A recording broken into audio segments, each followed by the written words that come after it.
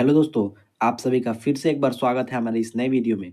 आज हम आपके लिए लेकर के आए हैं कक्षा 12वीं बोर्ड परीक्षा 2026 के लिए मोस्ट इम्पोर्टेंट सब्जेक्टिव क्वेश्चन जो आपके बोर्ड परीक्षा 2026 के लिए अत्यंत महत्वपूर्ण होने वाला है। तो दोस्तों, मैं यह वीडियो इंग्लिश और हिंदी दोनों मीडियम के छात्रों के लिए लेकर के आया हूँ। चलिए दोस्तों, हम लोग बिना देरी किए हुए इस वीडियो को स्टार्ट करते हैं। आप सभी से मेरा यह रिक्वेस्ट है कि आप इस वीडियो को बिना स्किप किए हुए अंत तक हमारे साथ बने रहें। चलिए दोस्तों, पहला क्वेश्चन दिया है, जीवों में अलैंगिक जनन के बारे में संक्षिप्त टिप्पणी लिखें। बताना है जीवों में अलैंगिक जनन के बारे में संक्षिप्त टिप्पणी लिखना है। देखिए दोस्तों, ये 2015 में भी पूछा है, ये 2017 में भी पूछा है और यह 2023 की परीक्षा में भी पूछा था। तो इसको आप लोग अपने कॉपी पे नोट कर लेंगे ताकि एग्जाम में किसी तरह का प्रश्न आपका न छूटे। चलिए देखते हैं क्या लिखा है। अलैंगिक जनन पूछ रहा है कि अलैंगिक जनन का आपको अर्थ बताना है, अलैंगिक जनन की कैसी प्रक्रिया है। तो ऐसे आपको नॉर्मल वर्ड में समझना है, तो मेरी बातों को अपने कॉपी में नोट कर लेंगे। तो अलैंगिक जनन जनन की वह प्रक्रिया है जिसमें एक केवल एक जनक भाग लेता है। कितने जनक भाग लेते हैं? केवल एक जनक भाग लेते हैं और सेम अपने आप जैसे संतति की उत्पत्ति करते हैं। कैसे उत्पत्ति करते हैं? सेम अपने आप एकदम हूबहू उसके जनक के जैसे ही उसकी संतति भी उत्पन्न होती है और ये बहुत ही तेज प्रक्रिया होती है। और इसमें कौन सी विभाजन पाया जाता है? तो समसूत्री विभाजन पाया जाता है। कौन सी विभाजन पाया जाता है? समसूत्री विभाजन पाया जाता है। अलैंगिक जनन में कौन सी विभाजन पाया जाता है? तो समसूत्री विभाजन। इसको आप लोग नोट कर लेंगे ताकि ये आपका ऑब्जेक्टिव प्रश्न जो आए उसके छूटे ना। चलिए देखते हैं क्या लिखा हुआ है। जीवों में प्रजनन की वह विधि जिसमें एक जनक से कई व्यष्टि मतलब संतति का जन्म होता है अलैंगिक जनन कहलाता है। इससे जनन कोशिका का निर्माण एवं संलयन नहीं होता है। यह जनन प्रायः निम्न श्रेणी के जीवों जैसे एक कोशिकीय जीव, सरल पादप एवं जंतुओं में होता है। किसमें होता है दोस्तों? एक कोशिकीय जीवों में होता है। सरल पादप जो नॉर्मल जो एकदम सरल भिन्न प्रकार के जो पादप हैं, पौधे हैं छोटे छोटे, उनमें पाया जाता है। नेक्स्ट आगे बढ़ेंगे। प्रकार इसका देखिए, इसके कौन कौन से प्रकार हैं। इसमें द्विविभाजन भी पाया जाता है, बहुविभाजन भी पाया जाता है, मुकुलन भी है, बीजाणु जनन भी है, खंडी भवन भी है, पुनरुद्ध भवन विधि भी है द्वारा संपन्न होता है। कितने विधि है इसके? आप लोग अपने कॉपी पे नोट कर लेंगे। नेक्स्ट क्वेश्चन देखते हैं। लाभ इसका देखते हैं पहले। लाभ दिया है, नवजात संतति आनुवांशिक रूप से जनक के समान होती है। कैसी होती है? अपने जनक के समान होती है, मैंने आपको ऊपर भी बताया। एवं इसका दर तीव्र होता है। यह बहुत तेजी से होने वाली अलैंगिक जनन की क्रिया है तथा सभी संतति सभी गुणों में एक दूसरे के समान होते हैं।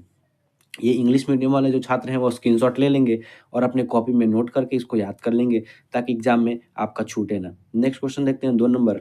निम्नांकित बीमारियों के रोगजनकों का नाम बताएं। बताना है दोस्तों इसमें आपको, इसमें जो बीमारियां लिखी गई हैं उसके रोगजनक कौन कौन से हैं। तो देखिए इसमें ए नंबर दिया है क्षय रोग, बी दिया है फाइलेरिया, 3 नंबर एड्स है और 4 नंबर दाद है। इसका आंसर देखिए, क्षय रोग जो होता है उसको टीबी बोला जाता है। कौन सी रोग? टीबी रोग भी बोला जाता है। चलिए, ये होता है माइक्रोबैक्टीरियम ट्यूबरकुलोसिस के कारण। किसके कारण होता है? माइक्रोबैक्टीरियम ट्यूबरकुलोसिस के वजह से होता है। बी नंबर दिया है फाइलेरिया, जिसको हाथी पावा भी बोला जाता है। क्या बोला जाता है? हाथी पावा। तो यह वुचेरेरिया बाइनोक्रैप्टाई से होता है। किससे होता है? वुचेरिया बाइनोक्रैप्टाई के कारण होता है। सी नंबर दिया है एड्स। एड्स होता है एक्वायर्ड इम्यूनो डिफिशियंसी सिंड्रोम की वजह से होता है। किसकी वजह से होता है? Acquired immuno deficiency syndrome. दांत जो होता है वो ट्राइकाइफाइन माइक्रोस्पोरम और एपिडर्माइंटन जेनेरा के कारण से होता है। आप लोग सिर्फ इसका माइक्रोस्पोरम भी याद कर सकते हैं। चलिए दोस्तों, आप लोग इसका स्क्रीनशॉट ले लेंगे। चलिए नेक्स्ट क्वेश्चन की ओर बढ़ते हैं। नेक्स्ट क्वेश्चन 3 नंबर दिया है, एक संकर क्रॉस के आधार पर मेंडल के प्रतिपादित नियमों को लिखें। जो एक संकर क्रॉस के आधार पर मेंडल ने अपने जो उस खोज की थी उसके नियमों को आपको लिखना है और वो कितने नियम थे वो भी लिखना है। तो आपको मैं यहाँ पे लिख के बताया हूँ। पहला जो नियम है वो युग्मित कारकों का नियम है। कौन सा है? युग्मित कारकों का नियम। प्रत्येक लक्षण 2 इकाई कारक द्वारा प्रदर्शित होता है। कितना कितना लक्षण? 2 इकाई कारकों द्वारा प्रदर्शित होता है जो समान गुणसूत्र पर समान स्थान पर स्थित होते हैं। जो समान स्थान पर और समान गुणसूत्र पर स्थित होते हैं। देखते हैं दूसरा नियम। दूसरा नियम है प्रभाविता का नियम। प्रभाविता का नियम जैसा मैं आपको बता रहा हूँ वैसे भी आप लिख सकते हैं, या फिर मैं जैसे टाइप किया हूँ वैसे भी आप लिख सकते हैं। तो चलिए, प्रभाविता का नियम में मेंडल ने बताया था कि जब कोई प्रभावी और एक अप्रभावी लक्षण दोनों एक साथ मौजूद होते हैं, तो प्रभावी जो है वो हमेशा अपने प्रभाव को दिखाता है, लेकिन अप्रभावी उपस्थित होने के बाद भी अपने प्रभाव को नहीं दिखाया जाता है। इसे ही क्या कहते हैं? इसे ही प्रभाविता का नियम कहते हैं। इसमें वही सेम बात लिखा है, किसी लक्षण के विभिन्न विशेषकों को प्रदर्शित करने वाले दो एलीलों में से एक अपने आप को प्रदर्शित करता है जिसे प्रभाविता कहते हैं, और जो प्रदर्शित नहीं हो पाता है उसे अप्रभावी कारक कहते हैं। देखेंगे तीसरा नियम, पृथक्करण का नियम। पृथक्करण का नियम में बताए थे, एक व्यष्टि में उपस्थित एक लक्षण के मिश्रित नहीं होते हैं, बल्कि युग्मक निर्माण के समय एक दूसरे से पृथक रहते हैं, ताकि एक युग्मक के एक लक्षण का केवल एक कारक ले जा सके, वह हमेशा शुद्ध रहे। इसका स्क्रीनशॉट आप लोग कर लेंगे। बढ़ेंगे नेक्स्ट क्वेश्चन पे। नेक्स्ट क्वेश्चन दिया है 4 नंबर, mRNA तथा tRNA में अंतर स्पष्ट करना है। mRNA और tRNA में अंतर बताना है। तो mRNA मैसेंजर आरएनए हो गया, tRNA ट्रांसफर आरएनए हो गया। mRNA जो कार्य करता है उसका पहला नंबर दिया है, यदि चूंकि यह डीएनए की आनुवांशिक सूचनाओं को ढोता है, मतलब एक स्थान से दूसरे जगह ले जाने का कार्य करता है, अतः इसे संदेशवाहक आरएनए कहते हैं। इसे क्या कहते हैं? संदेशवाहक आरएनए कहते हैं। आप लोग इस टीआरएनए में पहला नंबर लिख सकते हैं, इसे विलय आरएनए भी कहते हैं, इसे विलय आरएनए भी कहते हैं। चलिए बढ़ते हैं नेक्स्ट पॉइंट पे। नेक्स्ट पॉइंट दिया है, कोशिका में मौजूद कुल, यह जो होता है mRNA, वह कोशिका में मौजूद कुल आरएनए का 10 से 15% होता है, और यह जो होता है 3 से 5% होता है। tRNA 3 से 5% पाया जाता है। नेक्स्ट क्वेश्चन 5 नंबर दिया है, डीएनए तथा आरएनए में अंतर है, को स्पष्ट करना है। देखिए दोस्तों, ये आपके प्रश्न बोर्ड परीक्षा के लिए अत्यंत ही महत्वपूर्ण होने वाला है। यह 2011 में, 2022 में और 2023 में और 2024 में भी पूछा था, डीएनए में और आरएनए में अंतर स्पष्ट करने के लिए। चलिए हम लोग इसको देखेंगे। डीएनए और आरएनए में क्या अंतर लिखे हैं? यह डीऑक्सीराइबोज न्यूक्लिक अम्ल है। कैसा है? डीऑक्सीराइबोज न्यूक्लिक अम्ल है। यह राइबोज न्यूक्लिक अम्ल है। क्या है? यह राइबोज न्यूक्लिक अम्ल है। इसमें डीएनए में 2 नंबर देखेंगे, यह द्विविभाजीय होता है। कैसे होता है? इसमें द्विविभाजन होता है, और इसमें एकल विभाजीय है, इसमें एकल विभाजन होता है। नेक्स्ट पॉइंट है 3 नंबर, यह दायावर्त होता है। कैसे होता है? दायावर्त होता है। और यह कैसे होता है? आरएनए वामावर्त होता है, वामावर्त होता है। 4 नंबर दिया है, इसमें डीऑक्सीराइबोज शर्करा होता है, इसमें डीऑक्सीराइबोज शर्करा होता है, और इसमें राइबोज शर्करा होता है। इसमें थायमीन भस्म होता है। जो डीएनए होता है उसमें थायमीन भस्म होता है, और आरएनए में यूरेसिल भस्म होता है। दोस्तों, यहाँ पे पॉइंट पे 5 नंबर में ध्यान देने वाली बात यह है कि आपसे ऑब्जेक्टिव रूप में भी प्रश्न पूछ सकता है कि बताइए आरएनए में किस प्रकार का भस्म पाया जाता है। तो आरएनए में यूरासिल नामक भस्म पाया जाता है, और डीएनए में आरएनए यूरासिल के स्थान पर थायमीन पाया जाता है। क्या पाया जाता है? थायमीन पाया जाता है। बढ़ेंगे नेक्स्ट क्वेश्चन पे। नेक्स्ट क्वेश्चन दिया है 6 नंबर क्वेश्चन है, रेबीज बीमारी के कारण, लक्षण का तथा नियंत्रण के बारे में लिखिए। देखिए, आपको रेबीज बीमारी होता है कुत्ते के काटने से, उसका लक्षण और नियंत्रण के बारे में लिखने को बोल रहा है। तो इसका आंसर देखेंगे, रेबीज जंतुओं और जैसे बिल्ली, कुत्ते और जिससे इस रोग के विषाणु उपस्थित रहते हैं। देखिए, जो बिल्ली होती हैं और जो कुत्ते होते हैं, उनके जो लार होते हैं, लार में ही क्या पाया जाता है? रेबीज के विषाणु पाए जाते हैं। यह काटने के कारण उत्पन्न होते हैं। कैसे उत्पन्न होते हैं दोस्तों? काटने के कारण से यह रोग उत्पन्न होता है। जिसका देखिए लक्षण क्या-क्या है? निगलने में कठिनाई होती है। क्या होती है? निगलने में कठिनाई होती है, और कुछ समय के बाद वह व्यक्ति जिसे उस जानवर ने काटा है वह भी सेम उसी के जैसे व्यवहार करने लगता है। इसका रोकथाम है कि आपको रेबीज विषाणु के विरुद्ध टीकाकरण जाकर के उसी समय करवा लेना चाहिए। नेक्स्ट क्वेश्चन की ओर बढ़ेंगे। नेक्स्ट क्वेश्चन 7 नंबर दिया है, कैंसर के 2 लक्षणों को बताइए। बताना है दोस्तों इसमें कैंसर के 2 लक्षण के बारे में। तो कैंसर के 2 लक्षण निम्न हैं। आप लोग अपने एग्जाम में ऐसे लिख सकते हैं उत्तर देके, कैंसर के 2 लक्षण निम्न हैं। पहला है वजन की कमी का होना, और दूसरा है शरीर के किसी भी भाग में अत्यधिक वृद्धि। क्या होता है कैंसर में? अत्यधिक किसी भाग में वृद्धि होने लगता है, या फिर वजन की कमी जब होने लगती है तो उसे क्या कहा जाता है? कैंसर रोग कहा जाता है। कैंसर रोग में हमारे जो शरीर की कोशिकाएं हैं वो अत्यंत रूप से अधिक रूप से विभाजित होने लगती हैं। जो क्या होता है, अत्यधिक वृद्धि होता है हमारे किसी शरीर के भाग का। नेक्स्ट क्वेश्चन की ओर बढ़ेंगे। नेक्स्ट क्वेश्चन 8 नंबर दिया है, मध चक्र तथा ऋतुस्राव चक्र के बारे में स्पष्ट करें। बताना है मध चक्र क्या है और ऋतुस्राव चक्र क्या है। तो नॉन प्राइमेट स्तनधारियों में पाए जाने वाले चक्र को मध चक्र कहा जाता है। जैसे गाय और कुत्ता में किस प्रकार का चक्र पाया जाता है, तो मध चक्र पाया जाता है। और चीता, हिरण हो गया, चूहा, भेड़ आदि में मध चक्र पाया जाता है।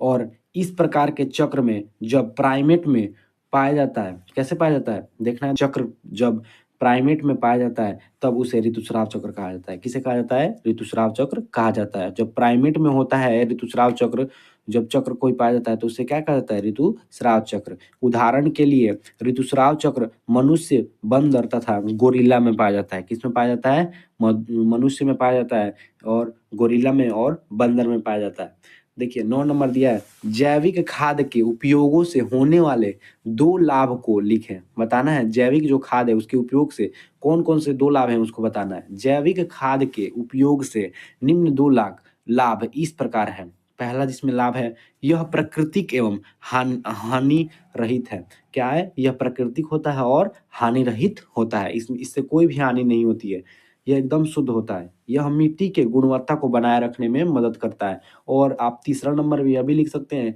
कि यह फसलों को पैदावार करने में अच्छा सहायक होता है। इससे किसी प्रकार का मृदा प्रदूषण नहीं फैलता है। नेक्स्ट क्वेश्चन 10 नंबर देखेंगे। 10 नंबर क्वेश्चन दिया है, कॉपर ल्यूट्रियम का क्या कार्य है। बताना है दोस्तों, कॉपर जो ल्यूटियम होता है, जो मादा के शरीर में पाया जाता है, उसका क्या कार्य है। तो आप लोग मेरे वर्ड को सुनेंगे, मैं जो बोल रहा हूँ उसको सुनेंगे और अपने कॉपी में लिख लेंगे। जो कॉपर ल्यूट्रियम होता है उसका मुख्य कार्य होता है मादा के शरीर में प्रोजेस्टेरॉन हार्मोन की उत्पत्ति करना। क्या करना, प्रोजेस्टेरॉन हार्मोन को उत्पन्न करना इसका कार्य होता है। और जो कॉपर ल्यूट्रियम होता है वह मादा के शरीर में गर्भावस्था के दौरान उसकी जो गर्भ की वो परत है उसको मोटी बना देता है। कैसे बना देता है, मोटी बना देता है। अगर प्रजनन की प्रक्रिया नहीं हुई होती है तो वह कॉपर ल्यूट्रियम जो होता है वह मासिक चक्र के रूप में बाहर आने लगता है। कॉपर ल्यूट्रियम हर महीने मादा के शरीर में बनता है। इसमें लिखा गया है, कॉपर ल्यूट्रियम एक अस्थायी अंतःस्रावी ग्रंथि है। कैसी ग्रंथि है, अस्थायी अंतःस्रावी ग्रंथि है, कार्य करती है। तो तथा यह एस्ट्रोजेन हार्मोन का स्राव करती है। एस्ट्रोजेन नहीं होगा यहाँ पे, प्रोजेस्टेरॉन होगा। प्रोजेस्टेरॉन होता है मादा में, कौन सा हार्मोन पाया जाता है, तो प्रोजेस्टेरॉन हार्मोन पाया जाता है। प्रोजेस्टेरॉन, कौन सा हार्मोन पाया जाता है, प्रोजेस्टेरॉन हार्मोन पाया जाता है। 11 नंबर क्वेश्चन देखेंगे, एंटीबॉडी के 5 वर्गों के बारे में नाम सहित बताइए। दोस्तों इसमें पूछ रहा है एंटीबॉडी के 5 वर्गों के बारे में नाम सहित बताइए। तो इसमें यह हो जाएगा, यह नाम निम्न है। क्या है, यह नाम निम्न है। आईजी हो गया, आईजीएम हो गया, आईजीए लिख सकते हैं, आईजीडी भी लिख सकते हैं और आईजीई भी लिख सकते हैं। आप लोग यह अपने कॉपी पे नोट कर लेंगे। नेक्स्ट क्वेश्चन है 12 नंबर, शराब या अल्कोहल के दुष्परिणामों का वर्णन करें। दोस्तों यह भी प्रश्न आपके बोर्ड परीक्षा के लिए बहुत ही महत्वपूर्ण होने वाला है। यह आपके गेस्ट पेपर में भी दिया था क्वेश्चन और यह कई बार बोर्ड परीक्षा में पूछे भी गए हैं। तो यह क्वेश्चन देखते हैं, इसका आंसर क्या होगा। देखिए, जो शराब के अधिक सेवन से निम्न हानिकारक प्रभाव होते हैं। पहला होता है मानसिक विकार का उत्पन्न होना। इसमें हमारी कई प्रकार की जो मानसिक शारीरिक जो प्रक्रिया है वो क्षीण हो जाएगी, हम लोग अच्छे से कार्य नहीं कर पाएंगे। यकृत का खराब हो जाना, जो हमारा लीवर है वो खराब हो जाएगा। रक्त पाचन का काफी बढ़ जाना, जो रक्तचाप है हमारा, सॉरी दोस्तों, रक्तचाप होगा, रक्तचाप का काफी बढ़ जाना, जो हमारा ब्लड प्रेशर है वो बढ़ जाएगा या फिर बहुत ज्यादा घट जाएगा। हृदय संबंधित रोग हो जाना, हमको हृदय संबंधित कई प्रकार की रोग हो जाएंगी। कैंसर रोग का हो जाना, हमको कैंसर भी हो सकता है। अचानक हृदय गति का रुक जाना। और इसके कई कारण हो, इसके और कई लक्षण हो सकते हैं। आप लोग को और भी कुछ याद आए तो आप लोग एग्जाम में लिख सकते हैं। आप लोग मैं जो लिखवाया हूँ 6, ये आप लोग अपने कॉपी पे नोट कर लेंगे या इसे स्क्रीनशॉट लेकर के अपने कॉपी पे रख लेंगे। चलिए दोस्तों नेक्स्ट क्वेश्चन देखते हैं। नेक्स्ट क्वेश्चन है 13 नंबर, रक्त के कार्य बताएं। बताना इसमें रक्त के क्या कार्य हैं। रक्त एक तरल संयोजी ऊतक है। आप लोग को सबको पता है रक्त एक तरल संयोजी ऊतक है जिसका पीएच मान 7.5 होता है। कितना होता है पीएच मान? 7.5 होता है। इसको आप लोग नोट कर लेंगे 7.5। रक्त का पीएच मान 7.4 होता है या 5 भी हो सकता है। क्षारीय होता है। वयस्क मानव में औसतन 5 से 6 लीटर रक्त होता है। जो नॉर्मल व्यक्ति है कोई, उसके शरीर में 5 से 6 लीटर खून पाया जाता है, ब्लड पाया जाता है। देखते हैं रक्त के क्या कार्य हैं। रक्त के निम्न कार्य हैं। यह शरीर के ताप को बनाए रखता है। क्या करता है दोस्तों? शरीर के ताप को बनाए रखने का कार्य करता है।